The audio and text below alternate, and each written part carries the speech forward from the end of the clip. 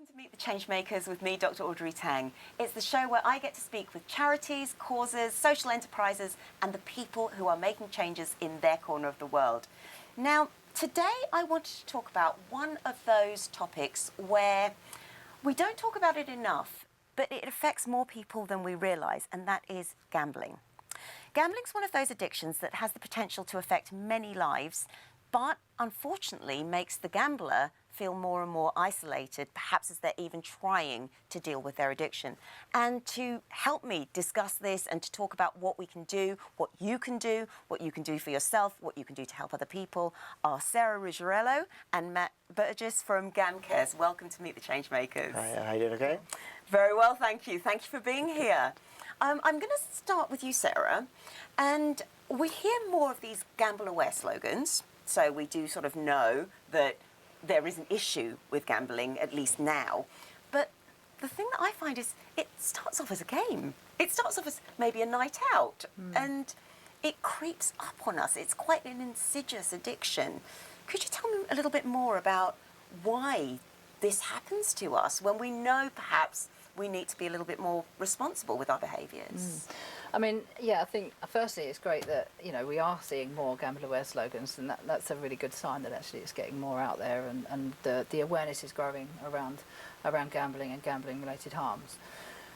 In relation to, you know, your point around it starting off as a game, I think more and more now we are becoming almost just more prone to that type of kind of gambling behaviour. So even as young people, you know, there's a lot of screen time, a lot of the in-app purchases in games, gaming. You know, there's an awful lot of that kind of stuff that we're more and more exposed to now. So I actually think we're probably exposed to that much younger now, and actually culturally, you know, in the UK, that's something that, you know, that is highly prevalent with even very young children.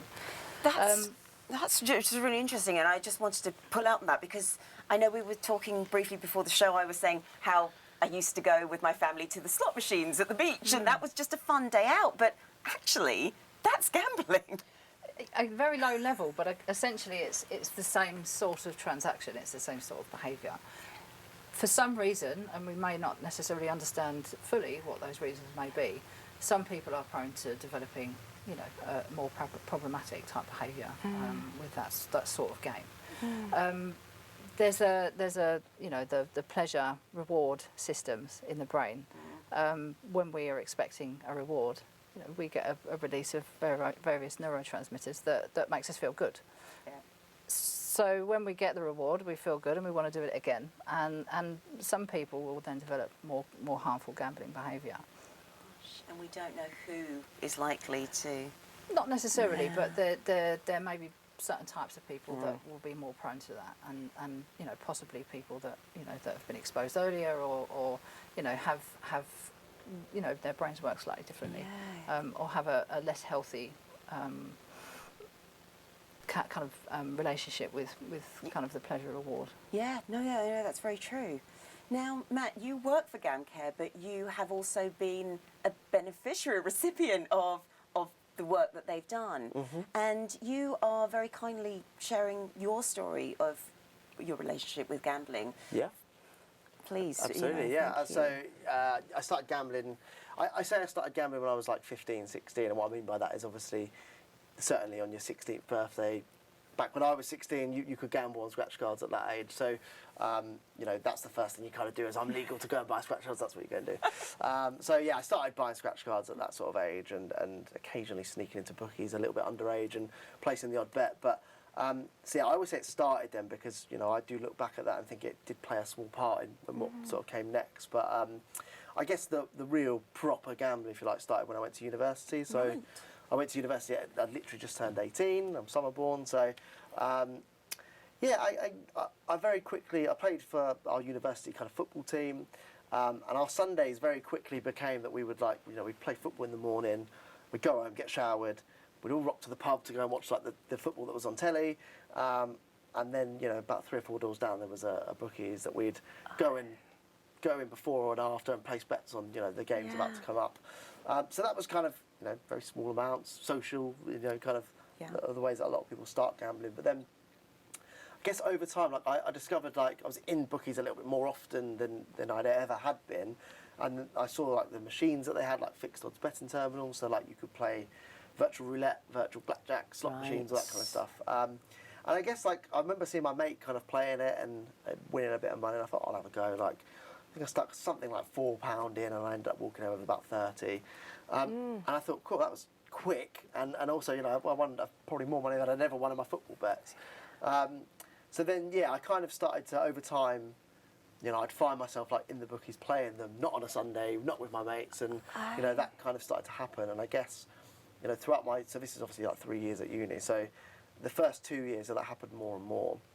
And then in my third year, I think quite crucially, I discovered online sort of live casinos. So the idea that I could basically play like I was in a casino online. There was a real person dealing real cards, and yeah, so I went from there. So yeah, that kind of carried on. And I guess at that point, I knew I was spending more money than a student could afford on gambling. Right. But I think in my head, I was like, look, it's like the culture, right? You go to university, yes, you study, but you drink a lot. You know, you gamble. Part of it, yeah, if that's part of it, you know, you do all these kind of new experiences, right? So I knew that, like, okay, I'm spending a bit more than I probably should be, but I know that when I leave, this kind of will be left behind, so I carried on. I did a degree in performing arts, and then was very lucky once I left uni, within 3 weeks, sort of was signed by an agent, and went into the world of professional performance. So kind of like a bit of a whirlwind leaving uni, but went straight into like doing some like sort of little tours around the UK with different shows. And I guess what I really noticed was you know, the gambling didn't stop. So it kind of carried on, and I was, you know, that was for about 2 years. So by this point, I've been gambling for like 4, nearly 5 years. And the real pinnacle moment came when I was out of work. So it was back in 2016. It was January, February time. Had no work. It was kind of the first long period that I hadn't really had a lot to do. So I gambled pretty much every penny I had in my bank account, basically. Oh my goodness. I think, you know, by this point, what you have to kind of realise is I knew, certainly throughout those 2 years that I was working and gambling, that, yeah, this was a bit of an addiction now. But there wasn't really a lot I could do, I felt that I could do about it. I was lying to friends and family quite a lot. Right. Because I didn't want them to know. You know, so I'd spun this web of lies that I'd have to untangle if I went and told them. So it became a very difficult thing to kind of deal with.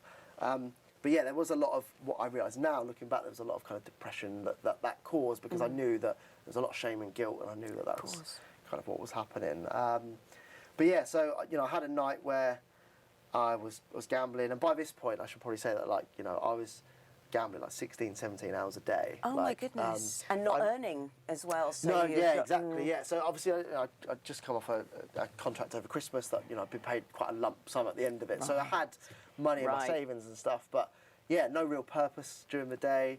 You know, had this kind of addiction anyway, so I just spent all my time gambling. And I guess there was a night where, you know, things came to a head when I was up and down all day and all night, as usual, if you like. But at this point, I lost a lot of money and panicked. So I ended up taking out the biggest overdraft I could on my bank account and gambling that just to try and win it back. Oh gosh. And I lost that as well. So by that morning, I woke up with no money in my bank account. You know, a little bit of debt, you know, I say a little bit, fairly substantial amount of debt. And thought that this is it, there's nothing I can do about any of the situation.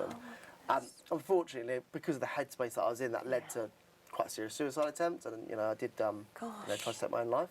But I guess looking back now, for me, what really sticks out is how quickly I went from I could buy my first scratch card, or even placing a few bets at university with my friends, to I now do this 15, 16, 17 hours a day. Yes. I feel like I cannot stop, and I feel like I cannot tell anyone. And actually, attempting was the only way out. It felt like. Oh gosh, that's heartbreaking. Yeah, it was a very difficult time, and obviously there was a lot of physical and mental recovery that happened after that. And I'm in a great place now. So again, I guess that, you know, I look back at it now and think, you know, it was a dark time, but certainly through it now. But yeah, whenever I look back, I always pinpoint that idea that I walked into gambling never believing that it would ever hurt me, because I didn't really know a lot about it. Yeah. But actually, not only did it hurt me, but how quickly that happened. Yes, was and quite how, staggering. I guess, in a way, all the red flags are being ignored all at every single point. Yeah, and there is a little bit of, there was a lack of self-awareness. I was an 18, 19-year-old at this point. So, I mean, the whole thing happened, between 18 and, or say 15 and 22. So even as a 22-year-old, it's quite difficult to look at your life subjectively in that way. But even at the points where I realised, okay, this is now a problem, too much had happened, if you like, and too many lies had been told, and there would have been, there was shame and guilt anyway. There would have been it felt like there would have been a lot more. I now know that I had a network of support around me that I didn't quite tap into, that, maybe recovery could have been had in a different way. But, at the time, that's not, you're not very clear-headed anyway, so it was difficult to sort of make that distinction. And I know you're saying at that point you took the overdraft to win that back, to clear that debt almost. Do you think had you won, you would have stopped though? I get asked this question all the time. I don't know. I don't know. Probably not. I think there's, with an addict, there's always that. Even if I'd said to myself, right, that was too far, I'm going to stop. Eventually, you go, because what you know, and it's what your brain, kind of tells you it needs in a sense. Or that's what it feels like it needs. So. Probably not, no. I don't know whether I needed to get to the point where I did what I did. I could have gone and got some help, and maybe that would have been the catalyst to change. But yeah, it's not a question I can fully answer, but I know that there were definitely times in that journey where I was like, right, that is it, I'm not going to do that again, and always went back. So. Now, Sarah, these common themes that you see in a lot of people who come to you, I know Matt, you work there as well now, but the secrecy, the being drawn back in, almost that gambling becomes the thing that you do during the day, because you were working in your dream career. You've got your job, you've got your agent, and yet you were still gambling. Are these very common in a lot of the experiences? Absolutely, and I think that's the thing. It's habitual, so it becomes part of what people do socially. Sometimes it actually turns the other way, and it becomes something that they do unsocially. So actually, the distortion is that they think that it's something, that they're doing as part of a social activity, but actually it's become, use the word insidious, it's become a lot more than that, and actually it's started to take over, a lot more of their lives. But it's also, the harm that's caused financially, particularly financially, and then the secrecy and the guilt and the shame that drives it further. Yeah. And the idea that you may win the money back is really an illusion. It's a fantasy, because you may win the money back, but the reality is for many people that actually they'll put it back in again because they haven't quite got all of it back, or they could get more. And it's this ongoing kind of idea that there's a win out there that's a bit bigger, or that might just kind of recuperate all the things that are lost. I read a really good quote about that on our forum. So we have a forum on the Gamcare website, which people can share their stories and kind of connect with each other, and it's a good way of kind of building that lived experience community. And someone said, we can never win because we can never stop. And I thought it was a really nice way of kind of summing up. Like, you're absolutely right. Yes. Like, I will never tell people I always lost, because I didn't. I did win. There were times where I won thousands of pounds on a hand of blackjack or whatever, but it always went back in. Like, and I think that is a really key part of it. Is gambling. People with gambling issues don't always lose all the time. There are times where I won lots of money and whatever. But you're already in that position where you're going to put it back in. Even if you don't know it yet, it's going to happen. And I think that's why it's so difficult to break, because, there's no right, it doesn't feel like there's ever a right time to stop. Yes. And Matt, in your experience, now you didn't tell your family, you were lying to them. In fact, you were trying to hide it from them. But in other situations, you might have a family who is aware of it and they can see the destruction that it's causing. How does gambling affect the family? I mean, obviously, when you attempted to take your own life, that would have brought everybody in, and lots of concern and lots of worry, and probably that sense of, oh, why didn't we know? And but it's not just financial effects on people; it's psychological as well. How are families affected when somebody is addicted to gambling? I mean, I think it's the gambling issue is isolating for the gambler themselves, but it's also isolating for the people around them as well, because they're powerless to support. It's, sometimes family members like Matt's family may not know that there's a problem, and sometimes they do. But whether you do or not, you're not in control of whether your loved one can recover or not. And I guess that's kind of speaks for other addictions as well. Yes. And it's very isolating. And actually, a lot of the kind of well-meaning advice from people around that person, the affected family member, or the loved one, may actually be kind of unhelpful, because it can sometimes be further isolating, because it's not necessarily advice that they want to hear, like leave them, but I love this person, and actually they are more than the gambling. And actually to the outside world, actually that may not be how people view. They don't see the person behind the behaviour, they see the behaviour. Yeah. And I think that's one of the things that can be really, really difficult, is the lack of understanding around the gambler, but also around the family of the gambler. Yeah, and that's something that really comes out actually in your website, and we do have a picture of your website here, because I know you touched on it when you talked about the forum. What sort of help is available, and what sort of help do you think people really need when it comes to reaching out in the first instance? I think we have a bit of a variety of help that people can access. Obviously, we run the National Gambling Helpline, which is a free phone number that you can ring 24 hours a day. So that's really great, because we know that a lot of gambling harm can happen at 3-4 o'clock in the morning. Yes. People online, so it's great that you can call at any time. I think that's the kind of main way in, if you like, because I think that's where you can have that conversation with a trained advisor that will be able to sort of tell you that menu of options, if you like. Yes. You could go down this route, and obviously we have our own treatment services as well. So we'll be able to give you those options, and sometimes for some people it's just that conversation gives that clarity, move on, and that's it for them. Obviously for the people that are kind of a bit deeper in that addiction, there's a little bit more that needs to happen. But we'll talk about having sessions with our practitioners. There are things like spending diaries can be really helpful, just to help people sort of understand. Actually, some people will say, like, I only spend £10 a month, but when you see maybe it, £10 a week. But actually, when you see £40 a month, which adds up to X amount a year, that can be the catalyst for people to sort of realise, okay, I need to regain a little bit of control. So we have the helpline, we have our treatment services. But I would definitely encourage anyone to very much explore the Gamcare website, because not everything will work for everyone. So, for instance, we know that GA is obviously a big thing as well, so Gamblers Anonymous. Some people, thousands of people that works for all the time go into those group meetings. They find a lot of solace in doing that.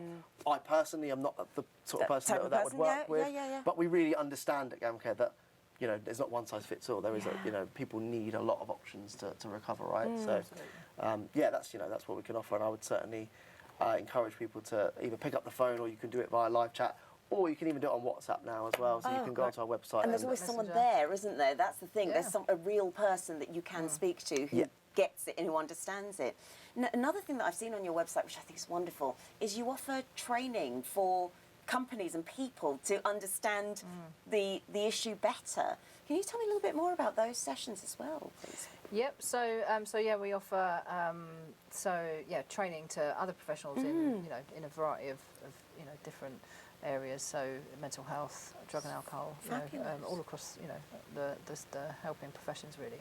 And that's around raising the profile and raising the awareness, because I think often when people are coming into contact with other services, the mental health or the drug addiction or whatever the domestic violence, the key issue is, it's not always considered that underneath it or around it may be gambling. So I think that's the intention is to kind of put that on people's radar and really raise the awareness of gambling and gambling related harms, because I think while there is an increased awareness, I think there's still work to be done. So anything that we can do really to come and inform other services and other professionals that we're out there and that there's help out there, and that actually with our help potentially other areas of need can also improve as well. That's wonderful. So I started at Gamcare as a youth outreach officer. So I used to in our youth programme, we'd go out and we'd train youth professionals around the topic, but we'd also talk to young people as well. And I think that's one of the reasons that I, obviously applied for that job is because I'm quite passionate about the idea that a lot of this starts with education. Yes. So I use the example we were talking off camera about how I, knew growing up, because we did PSHE lessons, and I knew that drugs could be addictive and, we should probably steer clear of them. And whether you do or don't is up to you, but, alcohol the same. But no one ever talked about gambling. No. And I think we used to go into schools and say, look, we're not saying don't gamble because it's perfectly legal once you reach the right age, but be aware that it can be dangerous. And actually, even if, you take that information and it still does become dangerous for you, it still becomes a problem, at least know where to go for it as well, because that's a big part of it, is not only the education around this could potentially hurt me if I'm not careful, Yes. but also if I do get to that point, what do I do? So yeah, and then obviously when we talked to professionals, it was about, I used to say if a young person came to you one day and, I don't know, maybe they had a brand new pair of Nike Air Max trainers and a lovely new watch, and what would you think? And a lot of them would say county lines and drugs, and that's right, that is one of the things that could be going on, but we want you to bring gambling and gambling harm to the table, because it's so, we call it the hidden addiction sometimes, because it's no one talks about it as much as these other kind of more popular addictions, if you like, if that's the right word. That's so true. And what also I've noticed just in speaking to both of you and on your website is you've not actually said he or she. In my head, you've almost got this stereotypical gambler who is male. And women are affected by gambling as well. Absolutely. And that can start off with, it might be their opportunity to have a little bit of fun when the baby's asleep or something like that. And is it quite a serious problem for women as well? Yeah, I think absolutely. I think, like with any addiction, gambling, doesn't discriminate.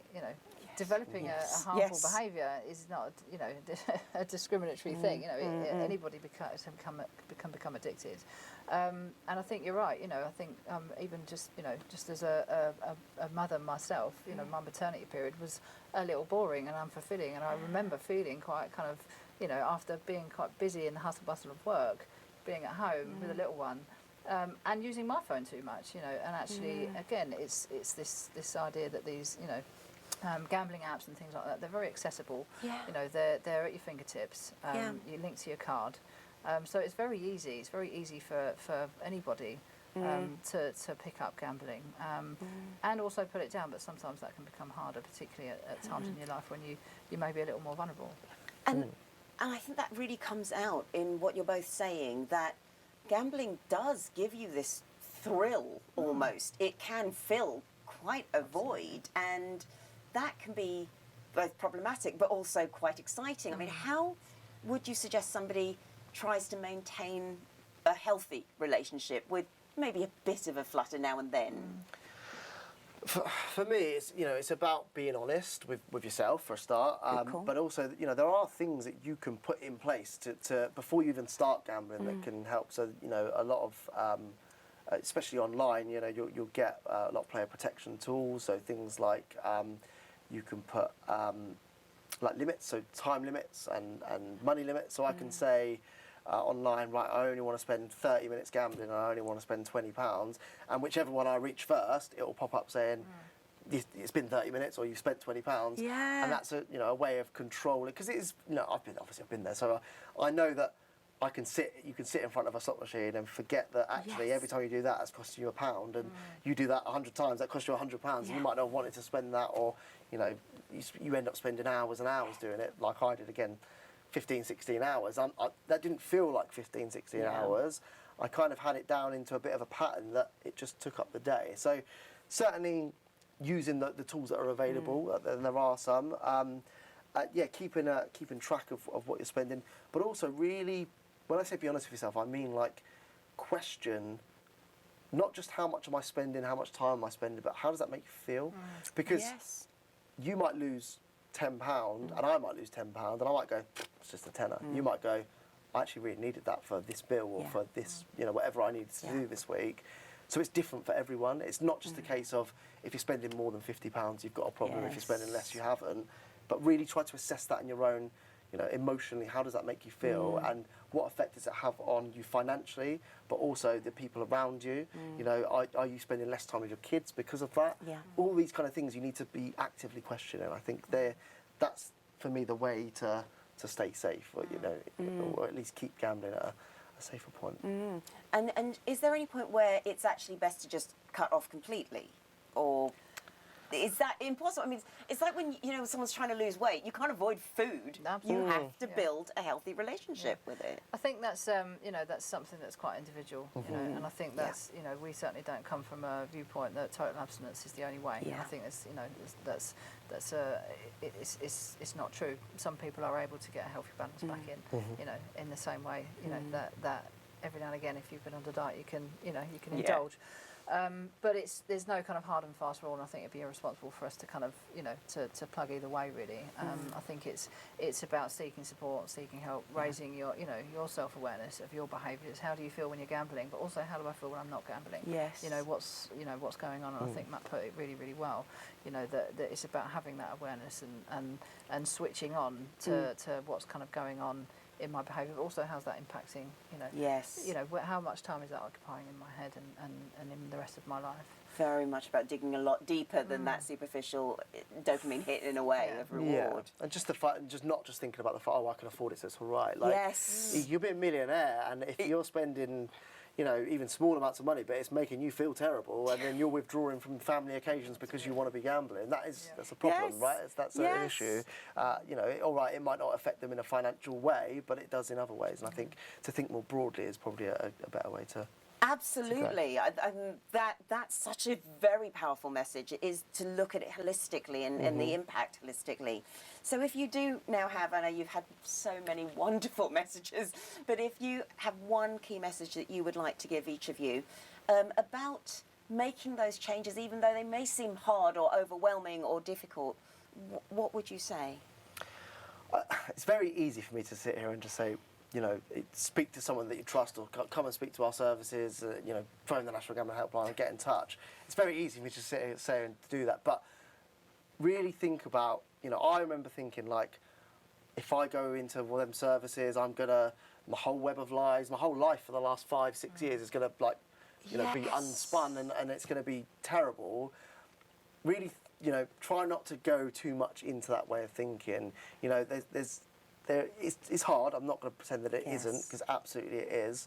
And you could even say that I chose to attempt rather than talk about it. So that's how difficult it can be. But just be aware that there is life after recovery. I think that's such a nice way to think about it. Is yes, right now isn't very nice, but if you can take that first step, which is the crucial step anyway, from there things can get a lot better. And you'll be surprised. I said earlier about gambling can spiral really quickly. Recovery can also happen really quickly as well. I'm 6 years down the line, so for me it's quite nice that it was a 6-year addiction, if you like, and it's now been 6 years of recovery. Oh, that's lovely. But the change from that day that I attempted to where I am now, my whole life is completely different. I even feel like a completely different person.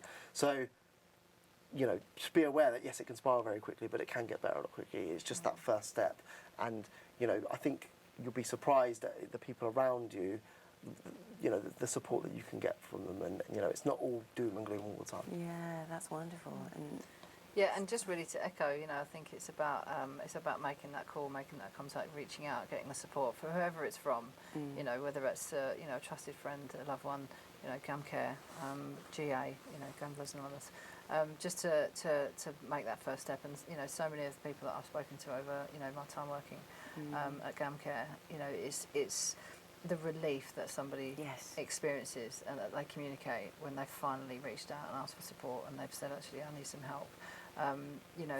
Just so hear that so often, that the relief that people experience, when they finally pick up the phone or make that call. Those numbers and the website as well. Well, yeah, we should say as well, just very quickly before we do that, I think we should say as well that we've talked a lot about gamblers making a change there, but we do also support affected others. So we be really aware that if you are a family member or a friend that's sort of feeling it through someone else, we can't. Getting in contact with us won't make sure that we help that person, but we can certainly help you, because there's a lot of different issues that come with that as well. So we can help, look at it in a kind of different way, and maybe give you some advice about how to sort of manage it and maintain your own well-being as well, which is really important.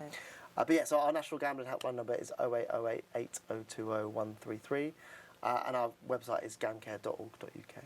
Fantastic. Thank you both so much. This has been so incredibly helpful. It's just been such a pleasure to chat with you. Thank you. Thanks very much. And next week, I'll be speaking with Ben Francois of Saints Coffee, and they give opportunities to people who would otherwise have been marginalised, people who've been in prison, people who've got fewer other options, and he'll be talking to me about what he's doing for well-being in his community. But from Sarah and Matt, thank you very much for tuning in, and have that healthy relationship with whatever it is you're doing. Have a good week.